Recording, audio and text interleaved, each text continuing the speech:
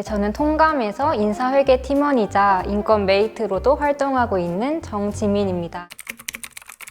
저는 8 정도인 것 같아요.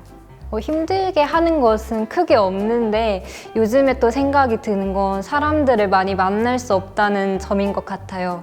새해에 많은 분들이랑 새해 인사를 나눴는데 그런 인사 사이에는 꼭 다음에 기회 되면 만나자, 약속을 잡자 이런 말도 꼭 있는데 코로나 상황이 계속 지속되다 보면 그 약속을 지키기는 좀 어렵지 않을까 하는 마음이 아직까지 있어서 8 정도인 것 같습니다. 아무래도 올해 4학년이 되다 보니까 취업이나 진로 쪽이 가장 걱정이 되는 것 같아요. 제가 하고 싶은 분야가 나름대로 명확히 있는데도 불구하고 주변 친구들이라든지 어른분들께서는 조금 안정적이고 돈을 많이 벌 수 있는 직업들을 많이 추천해 주셔서 그런 말씀들 들을 때면 제가 가지고 있는 꿈이 옳은 방향인가에 대한 생각이 많이 드는 것 같습니다. 저는 개인적으로 사회복지 쪽을 너무 가고 싶어 하는데 그래서 제 꿈에 확신을 가질 수 있는 어떤 봉사활동이라든지 대외 활동들을 많이 하려고 하고 통감도 그런 활동 중에 하나인 것 같아요. 네, 안녕하세요. 저는 현재 통감 대표이자 평범한 대학생인 김민지입니다. 제가 멘탈이 약간 계절을 타거든요. 그래서 요즘엔 한 5, 6 정도 되는 것 같아요. 힘들게 하는 건 아무래도 그냥 저 자신인 것 같은데 요즘에 약간 아직 너 언제 철들래 싶은 저랑 좀 조급해하지 않아도 괜찮아 싶은 저랑 되게 충돌을 하는 그런 느낌을 자주 받아요. 근데 아무쪼록 둘이 잘 화합을 하고 지내면 좋겠다는 생각이 듭니다. 약간 막연한 부분들을 좀 빼고 나면은 가장 걱정되는 거는 집 문제인 것 같은데 사실 집이라는 게 되게 모든 일의 기본이 되는 영역이잖아요. 근데 그 영역이 항상 걱정이 있고 좀 불안하다 보니까 다른 일을 할 때에도 뭔가 되게 확신이 들지 않은 상태로 준비를 하게 되고 시작하게 되고 그런 점이 좀 있는 것 같아요. 사실 그거에 대한 계획은 지금 청약을 꾸준히 들고 있다는, 현실적인 얘기를 해도 되나요? 청약을 꾸준히 들고 있다는 점인데요. 사실 그 청약도 되게 우선순위를 받기가 어렵잖아요. 게다가 뭐 비혼 여성으로서 계속 살게 되면은 언제쯤 제가 청약의 혜택을 받을 수 있을까? 그런 고민이 좀 있어서 모든 형태의 주거를 좀 더 안정적으로 지원할 수 있는 방향으로 제도들이 많이 개선이 되면 좋을 것 같습니다. 자, 그러면 지금부터 밸런스 게임을 해볼 건데요. 제가 1번하고 2번 선택지를 드리고 하나, 둘, 셋 하면 동시에 1번 혹은 2번을 외쳐주시면 됩니다. 자, 나는 힘든 일이 있을 때 어떻게 해결하나요? 1번, 혼자만의 시간을 가진다. 2번, 사람들과 고민을 나누고 주변의 도움을 구한다. 자, 고민할 시간 드릴게요. 자, 하나, 둘, 셋! 1번! 오! 혼자 시간을 가지시는 편이세요?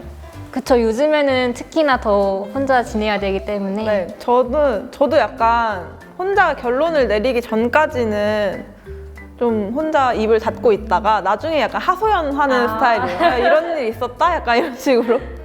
아, 그러면 경험을 통해서 그 첫 번째로 가신 건가요? 아니면 성향상 첫 번째를 좋아하시는 건가요? 저는 경험을 통해서인 것 같아요. 왜냐하면 분명 제가 가지고 있는 화나 힘듦인데도 막상 남한테 말하려면 정리가 잘 안 되고 답답하고 그런 면이 있어서 차라리 혼자 노래를 듣는다든지 산책을 하는 게 더 편하더라고요. 네. 저는 약간 성향인 것 같은데 힘들 때 다른 사람이 잘 생각이 안 나요. 약간 그래서 혼자 좀 집중해서 생각을 하고 그 이후에 좀 진정이 된 다음에 사람들을 만나고 싶어지는 타입인 것 같아요.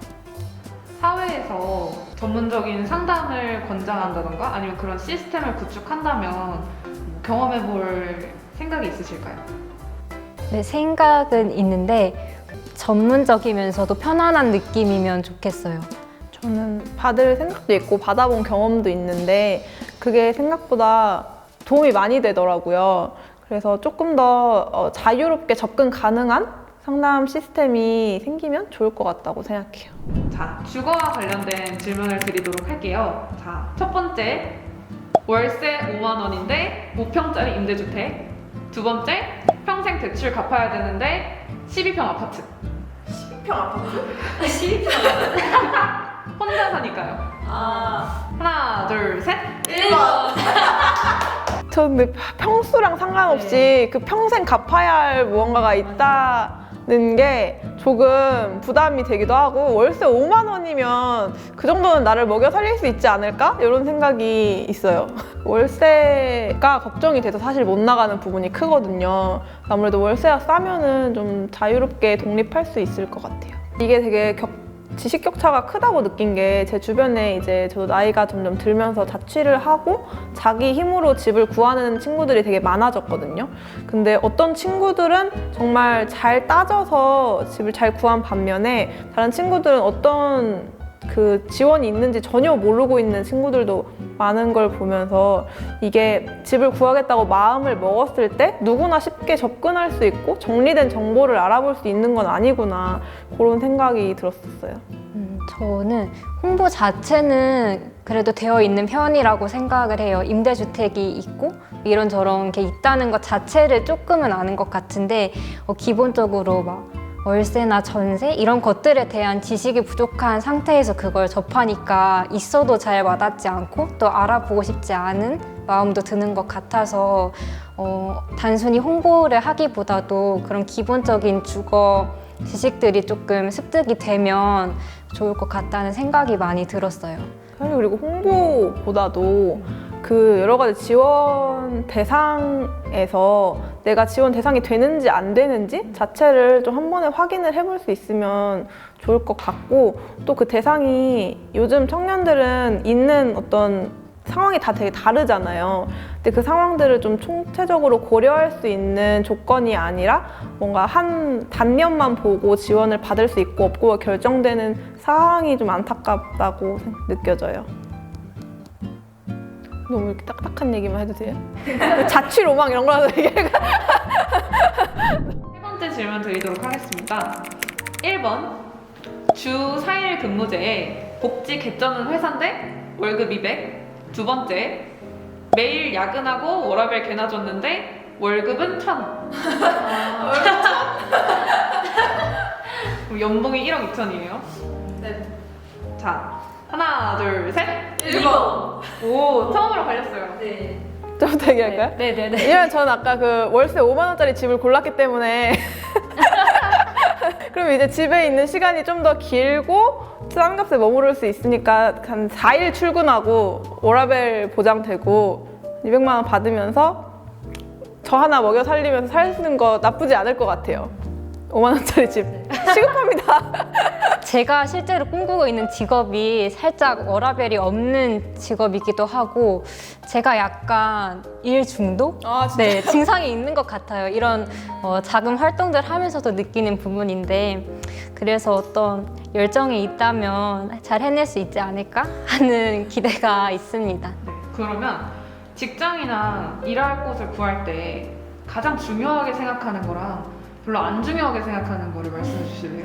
너무 주관적인 기준일 것도 같긴 하지만 어떤 조직이 추구하는 가치일 것 같아요. 네, 어떤 일을 하든지 조금 더 공익적이라든지 따뜻하다든지 그런 조직에서 일해야 제 스스로가 조금 더 만족하고, 또 주변 환경이 좋지 않더라도 그런 것들이 좀 상쇄되는 느낌들이 있더라고요. 그래서 가치가 따뜻하고 옮기는 곳이면 좋아서 갈 것 같아요.